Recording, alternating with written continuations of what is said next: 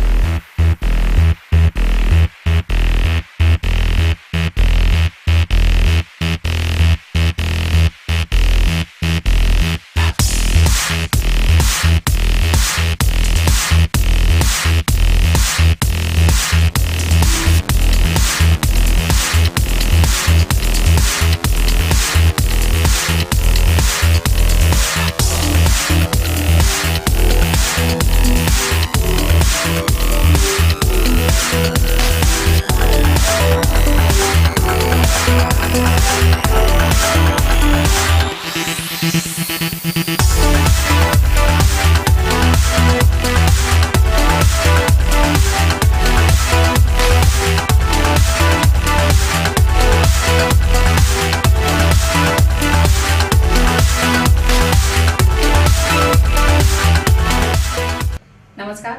मी Maharashtra online news मध्ये आपलं स्वागत. कोल्हापूर येथील टोल प्रकरणी झालेल्या राड्या प्रकरणी तब्बल 2000 जणांवर गुन्हे दाखल करण्यात आले. त्यामध्ये महापौर सुनीता राऊत यांच्यासह शिवसेनेचे 3 आमदार चंद्रदीप नारके, राजेश क्षीरसागर आणि डॉक्टर सुजित मिचनेकर यांचा समावेश आहे. तणाव निर्माण करणं, प्रक्षोभक भाषण करणं, सामाजिक शांतता भंग करणं असे गुन्हे नोंदवण्यात आले आहेत. टोल विरोधात आंदोलनामुळे पेटलेल्या कोल्हापुरात आज सर्व पक्षीयांनी पुकारलेल्या बंदमुळे शुकशुकाट आहे. काल ज्या ठिकाणी आगीचे लोळ उठले होते त्या ठिकाणी आज स्मशान शांतता आहे.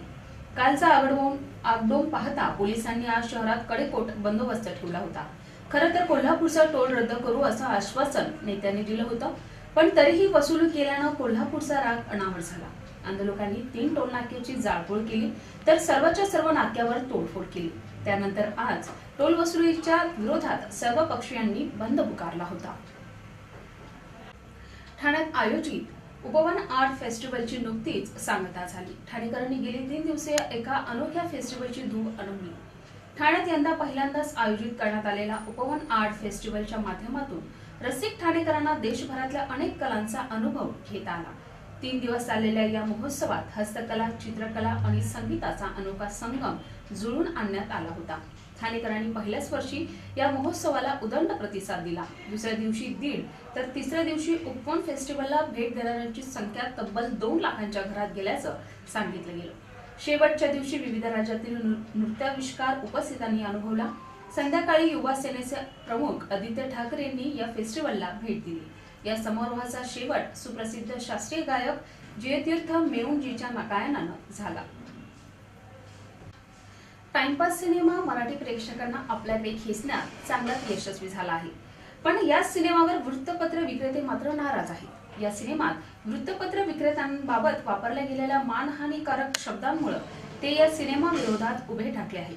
टाइमपास सिनेमाच्या निर्मात्यांनी याबद्दल वृत्तपत्र विक्रेत्यांची माफी मागावी अशी मागणी त्यांनी केली आहे. अन्यथा वृत्तपत्र विक्रेता संघ तीव्र आंदोलन छेडेल असा इशारा त्यांनी दिलाय. या संदर्भात नुकतीच बृहन्मुंबई वृत्तपत्र विक्रेता संघाच्या कार्यकर्त्यांची बैठक पार पडली.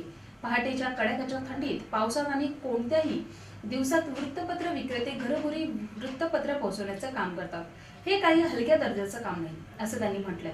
या आंदोलनाला महाराष्ट्र राज्य वृत्तपत्र विक्रेता फेडरेशनचे अध्यक्ष गोपीनाथ चव्हाण यांनी पाठिंबा दिला आहे.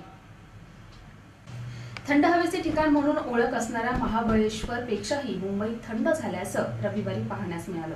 हवामान खात्याकडील रविवारच्या सकाळच्या नोंदणीनुसार महाबळेश्वरचं किमान तापमान 14.2 तर मुंबईचे किमान तापमान 13.7 अंश सेल्सिअस एवढं होतं. उत्तरेकडून वाहणाऱ्या थंड हवेचा प्रभाव वाढल्यानं मुंबईच्या किमान तापमानात घट झाली आहे.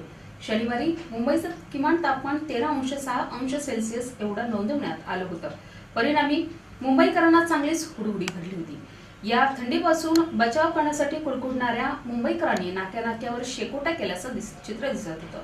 शिवाय शनिवारी रात्री आणि रविवारी पहाटे घराबाहेर पडलेल्या मुंबईकरांनी उबदार कपाळांचा आधार घेतला होता.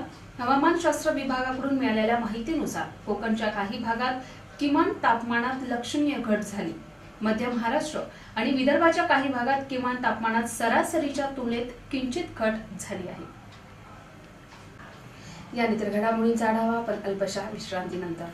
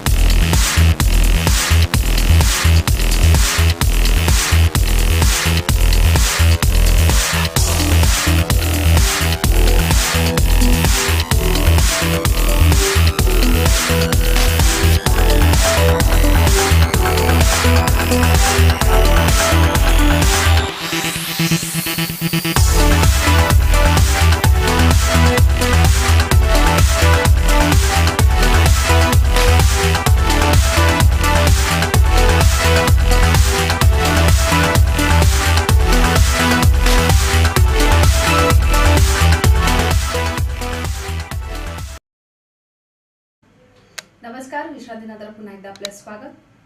स्वामी विवेकानंद एक योद्धा संन्यासी अशीच काहीशी त्यांची ओळख जगायला आहे. याचे कारण तत्वकालीन समाजात साधू संन्याशांची जी प्रतिमा होती ती त्यांनी बदलून टाकली. केवळ कथा पुराणाचं पारायण करून देशाला काहीही साध्य होणार नाही.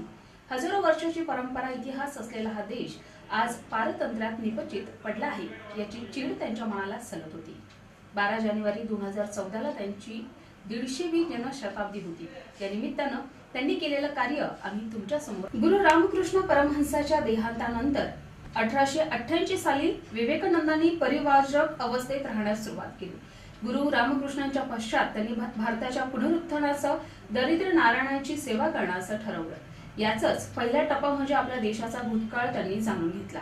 त्यानंतर त्यांनी तत्कालीन वर्तमान स्थिती जाणून घेण्यासाठी परिव्राजक अवस्थेत संपूर्ण भारत भ्रमण करण्याचं योजलं. 1988 साली उत्तर भारताच्या वाराणसी येथून त्यांनी आपल्या भारत भ्रमणाला सुरुवात केली. दरम्यान परिव्राजक अवस्थेत असताना त्यांनी महाराष्ट्रालाही भेट दिली. महाराष्ट्रात त्यांनी विविध ठिकाणांना तसंच विविध व्यक्तींचीही भेट घेतली. अर्थात यातील कोणत्याही भेटी पूर्वनियोजित नव्हत्या. 1988 ते 1893 या 5 वर्षाच्या कालावधीत त्यांनी संपूर्ण भारत पिंजून काढला. विवेकानंद महाराष्ट्रात कुठे कुठे गेले, कोणाला भेटले याबाबत खूप रंजक माहिती समोर आली आहे. विवेकानंदाची मुंबई भेट. राजस्थान गुजरात नंतर जुलै 1892च्या शेवटच्या आठवड्यात विवेकानंद मुंबईत दाखल झाले. मुंबईत ते बॅरिस्टर रामदास छबिलदास यांच्याकडे मुक्कामी राहिले. खंबाला हिल्स येथील समुद्र विला या वाड्यात विवेकानंद राहिले. आजही तो वाडा येथे आहे. रामदास यांचे वडील लल्लूभाई छबिलदास हे आर्य समाजाचे संस्थापक सदस्य होते. आर्य समाजाच्या शिकवणीनुसार त्यांना मूर्तीपूजा मान्य नव्हती. एके दिवशी विवेकानंदाशी या विषयावर बोलताना त्यांनी विवेकानंदांना आव्हान दिलं की वेद उपनिषदात कुठेही मूर्तीपूजेचा संदर्भ दाखवून दिला तर मी आर्य समाज सोडेल. मग काय, विवेकानंदांनी त्यांना वेदमध्ये मूर्तीपूजेचा संदर्भ दाखवून दिले. त्यानुसार लल्लूभाईंनीही आपला शब्द पाळत आर्य समाज सोडला. शेठ छबिलदास हे मुंबईतील प्रसिद्ध व्यापारी होते. त्यांची आणखीन एक ओळख म्हणजे भ अशी व्यक्ती की जिने एका दिवसात इमारत बांधली. त्यांना या नावाने ओळखण्याचं कारण म्हणजे त्या काळी नळ बाजारात त्यांचा एक विशाल भवन होतो. एक दिवस त्याला आग लागली व ते घर जळून खाक झालं. त्यावेळी त्यांचे तब्बल 52,000चे नुकसान झाले. त्यांना ही इमारत परत बांधायची होती. मात्र मुंबईचे तत्कालीन म्युनिसिपल कमिशनर मिस्टर कॉर्फ्रेड यांनी त्यांना त्यांची परवानगी नाकारली. त्यांचं म्हणणं होतं की ही जागा सरकारच्या मालकीची आहे. मात्र छबिलदास यांनी त्याला न जुमानता एका रात्रीत सर्व सामग्री जमवून इमारत बांधली. छबिलदास हे मोठे दानशूर होते. प्लेगच्या दिवसात त्यांनी सामान्य लोकांना गोरेगावमध्ये आपल्या जागेत झोपड्या बांधून राहण्याची व्यवस्था करून दिली. दुष्काळाच्या दिवसातही त्यांनी 100 कुटुंबांना दत्तक घेतलं होतं. त्यानंतर स्वामी विवेकानंद यांनी कान्हेरी गुफांना भेट दिली. दरम्यान याच काळात विवेकानंदांनी बोरिवली भागातील कान्हेरी गुफांनाही भेट दिली होती. विवेकानंदांनी या ठिकाणी 2 दिवस मुक्काम केला होता. तिन्ही बाजूनी पाण्याने वेढलेल्या पहाडावर या कान्हेरी गुफा आहेत. येथे एकूण 109 गुफा व काही चैत्य सभागृह आहेत. बौद्ध धर्माच्या उत्कर्षाच्या काळात या ठिकाणी भिक्खू निवास करत असत असंही म्हणतात की सुप्रसिद्ध विद्वान बुद्धपुरुष सुद्धा आपल्या शिष्यांसोबत येथेच राहिले होते. स्वामी विवेकानंद या अतिप्राचीन परंतु सोडून दिलेल्या बौद्ध मठ पाहून खूप मंत्रमुग्ध झाले. त्यांनी त्या जागेचा जीर्णोद्धार करून तिथं पुन्हा अध्ययन व साधनेचे केंद्र करण्याची इच्छा व्यक्त केली. नेमकी हीच इच्छा त्यांनी अमेरिकेत असताना आपल्या शिष्या भगिनी क्रिस्टिन यांना बोलून दाखवली होती. त्याबद्दल बोलताना ते म्हणाले, भारतात गेल्यावर आपल्या जवळ एक सुंदर ठिकाण असेल. ते तिन्ही बाजूनी समुद्राने वेढलेले असेल. त्यात निर्माण केलेल्या छोट्या छोट्या गुफांमध्ये प्रत्येकी 2 शिष्यांना राहण्याची जागा असेल. त्यातील प्रत्येक गुफेत स्नानकुंड असेल. तसंच सभागृहासाठी खोदून अलंकृत केलेल्या स्तंभाचा एक हॉल असेल आणि उपासनेसाठी अजून एक मोठा चैत्य सभागृह असेल. ही आठवण लक्षात ठेवत स्वामी विवेकानंदांच्या समाधीनंतर भगिनी क्रिस्टिन भारतात आल्यावर त्यांनी या कान्हेरी गुफेंना भेट दिली होती. विवेकानंद जेव्हा दुसऱ्यांदा पुण्याला जात होते त्यावेळी विटी स्टेशनवरून काही तरुण त्यांच्या डब्यात शिरले. विवेकानंदाची भगवी वस्त्रे पाहून त्यांनी संन्यास धर्माच्या स्कुनदोषाबद्दल इंग्रजीतून चर्चा सुरू केली. कालांतरानं विवेकानंदांनी त्या चर्चेत भाग घेतला आणि संन्यास्त धर्म कसा योग्य आहे याचं इंग्रजी भाषेतून शास्त्रशुद्ध पद्धतीनं विवेचन केलं. हे सारं विवेचन ऐकता सारेजण अवाक झाले. विवेकानंद कोणाशीही फारसा संवाद न साधता दिवसभर वेद आणि उपनिषदाचं अध्ययन करत असत. एक दिवसाआड टिळक त्यांना भेटत व विविध विषयांवर त्यांच्याशी चर्चा करत. असं म्हणतात की स्वामी विवेकानंदांना भेटल्यानंतर टिळकांना भगवद्गीतेचं आकर्षण वाढलं. पुढे त्यांनी मंडाले तुरुंगात असताना गीता रहस्य हा अद्भुत ग्रंथ लिहिला. या दरम्यान टिळक एके दिवशी विवेकानंदांना हिराबागेत घेऊन गेले. त्यावेळी पुण्यातील बुद्धिवंत हिराबागेत जमत असत. त्या साऱ्यांनी मिळून डेक्कन क्लबची स्थापना केली. या क्लबमध्ये एखाद्यानं आपल्या आवडीचा विषय मांडायचा आणि त्यावर इतर सदस्य प्रश्नोत्तर करून मंथन करायचं. विवेकानंद जेव्हा या क्लबमध्ये गेले त्यावेळी त्यांनी साऱ्यांनाच मोहित करून टाकलं. त्या कार्यक्रमात त्यांनी चांगलाच रंग भरला होता. अशी आठवण टिळकांनी केसरीच्या 16 फेब्रुवारी 1887च्या अंकात लिहिली आहे. स्वामीजींच्या देहात आल्यानंतर 8 जुलै 1902च्या केसरीच्या अंकातील संपादकीय लेखात टिळकांनी लिहिले की पुण्यावरून स्वामीजी महाबळेश्वर तसंच बेळगावला गेले. स्वामीजी जेव्हा गोव्यात होते त्यावेळी त्यांनी वेंगुर्ला या गावाला भेट दिली होती. गोव्यापासून हे शहर जवळ असल्यानं त्यांना तेथील ग्रंथालयाला भेट देण्यासाठी वेंगुर्ला येथे गेले. दुसरी माहिती अशी की शिवाजी राजांच्या काळात वेंगुर्ला हे नौकायानाचं प्रमुख केंद्र होतं. तसंच 1869 साली येथे दीपगृह बांधलेलं आहे आणि ते कसं होतं याची उत्सुकता देखील विवेकानंदांना होती. ते पाहण्यासाठीच विवेकानंद तेथे गेले असावे. तेथे जाऊन त्यांनी तेथील नगर ग्रंथालयाला भेट दिली. त्यांचा संदर्भ आपल्याला नगर वाचनालयाच्या अहवालात मिळतो. त्या अहवालात असा उल्लेख आहे की स्वामी विवेकानंद वेंगुर्ला येथे आले असता त्यांनी संचित प्रारब्ध व क्रियमान कर्म या विषयावर सुबोध हिंदीत व्याख्यान दिलं। असे या ज्ञानी महापुरुषाने आपलं आयुष्य तरुणांना ज्ञान देण्यातच घालवलं। आजच्या ठळक घडामोडी शेवटी पुन्हा एकदा टोल वसुलीच्या विरोधात कोल्हापुरातील सर्व पक्षीयांना पुकारला बंद। राज्यात गुलाबी थंडीचं आगमन आणि स्वामी विवेकानंदाच्या जन्मोत्सवास 150 वर्ष पूर्ण। आपल्या काही सूचना अथवा समस्या असल्यास आम्हाला या पत्त्यावर संपर्क साधावा। आमचा पत्ता B24 Mahavir market sector 18 Vashi Navi Mumbai. उद्या पुन्हा भेटू विशेष घडामोडीसह। तोपर्यंत धन्यवाद।